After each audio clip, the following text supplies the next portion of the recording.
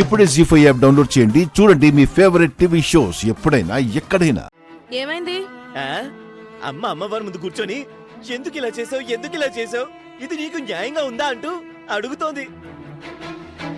ఎంత పెద్ద జబ్బైనా సరైన వైద్యుడి దగ్గరికి వెళ్ళిపోతే నయమైపోతుంది అన్నట్టు, ఎంత పెద్ద సమస్య అయినా అమ్మవారి ముందు కూర్చొని దేవి దీన బాంధవి నా మొరాలకించు అని 4 డైలాగులు చెప్పి ఒక పాట పాడిందంటే ఖచ్చితంగా జరిగి తీరుతుంది. ఇదిగో ఇప్పుడు అక్షయ్ విషయంలో కూడా అలాంటి ట్విస్ట్ ఏమైనా జరుగుతుందేమో అని నాకు చాలా భయంగా ఉంది బంగారం.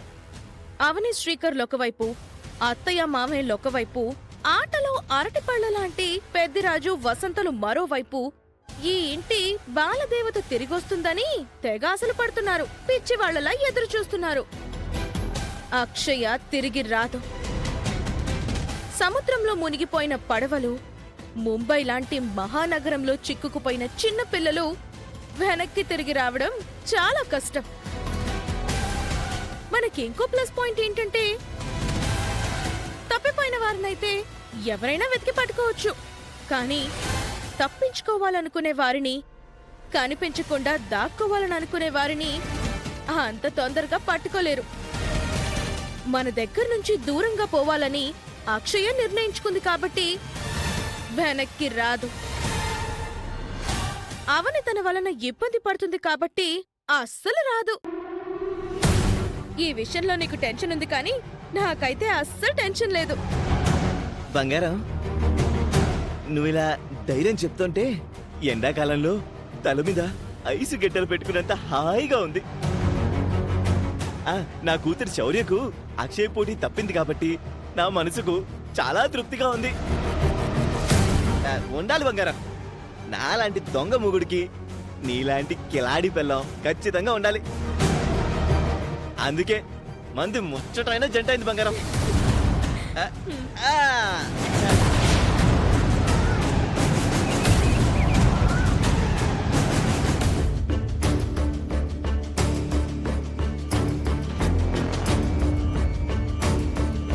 అక్షయ్ గురించి ఇంతవరకు తెలియలేదు. ఏమైపోయినట్టు?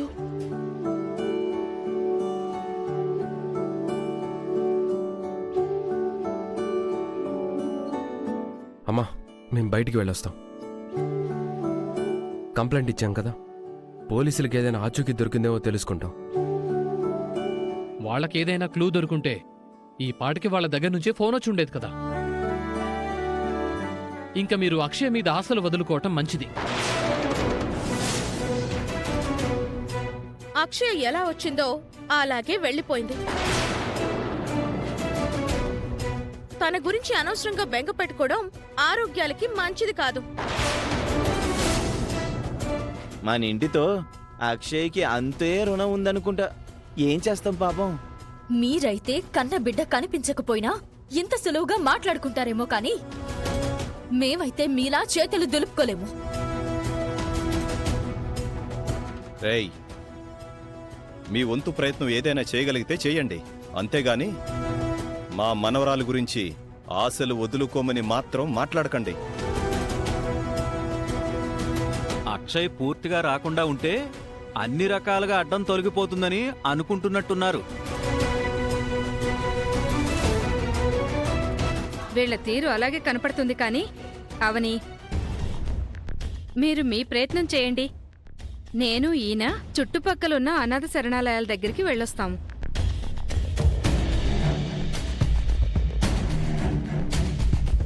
అక్షయ్య 7 సముద్రాల అవతల ఉన్న వెతికి పట్టుకుంటాం. మేము కూడా వస్తాం, పదండి.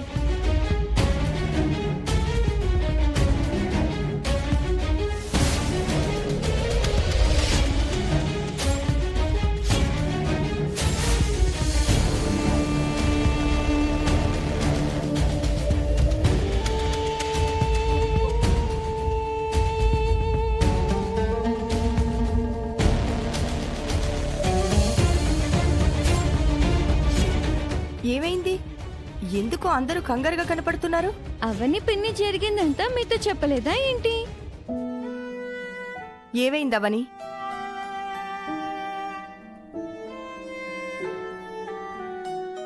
అక్క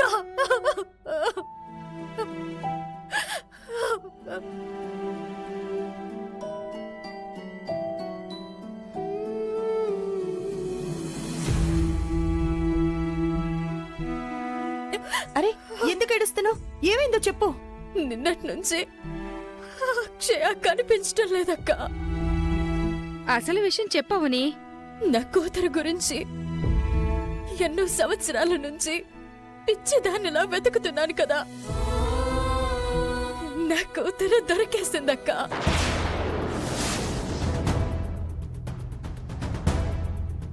అవునా?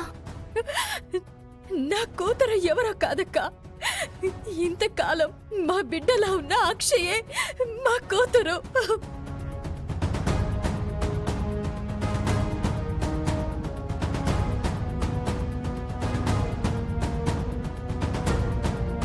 ఏంటి? అవునక్క. అత్తయ్య లాంటి జాతకం కలిగిన ఈ ఇంటి వారసురాలు అక్షయే. నేను అసలు నమ్మలేకపోతున్నానవని. నీతో ఈ మధ్య జరిగిన కొన్ని విషయాలు చెప్తాను విను. నీ కూతురు ఎవరో కాదు, అక్షయ. అక్షయ నిన్ను అమ్మా అని పిలిచిందంటే నీకు ప్రాణగండ ఉంది.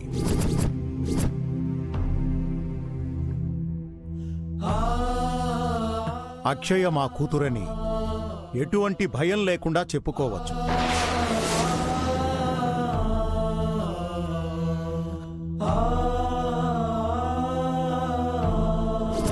ప్రస్తుతం మీ అబ్బాయి కండిషన్ సీరియస్ గా ఉంది. అవని వాళ్ళ కూతుర్ని తీసుకొచ్చే వరకు ఇక నీ మొహం మాకు చూపించకు. పో.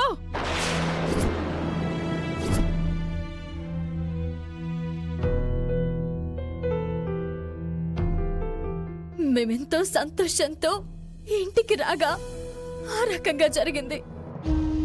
నిన్నటి నుంచి ఇద్దరం మంచినీళ్ళు కూడా ముట్టుకోకుండా బాధపడుతున్నాం. అక్షయది అమ్మవారి అంశ సుజాత, ఖచ్చితంగా దొరుకుతుంది. మా మనవరాలి గురించి ఎన్నో కలలు కన్నాం. తీరా మనవరాలు అక్షయే అని తెలిసేసరికి ఇంత దారుణం జరిగిపోయింది. అక్షయను పట్టుకుంటాం, నెత్తిన పెట్టుకుంటాం, పల్లెటూరికి తీసుకుని వెళ్ళి అందరికీ పరిచయం చేస్తాం. ముందు ముందు అక్షయదే వేదవతి స్థానమని ప్రకటిస్తాం. ఇంట్లో ఉండి బాధపడితే ప్రయోజనం లేదు. పదండి వెళ్దాం. ఆగండి.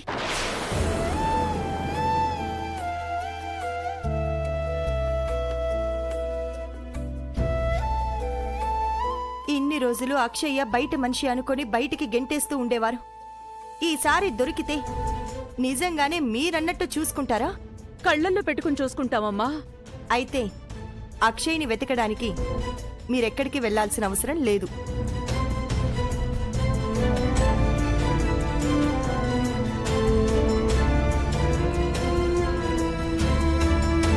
అక్షయ,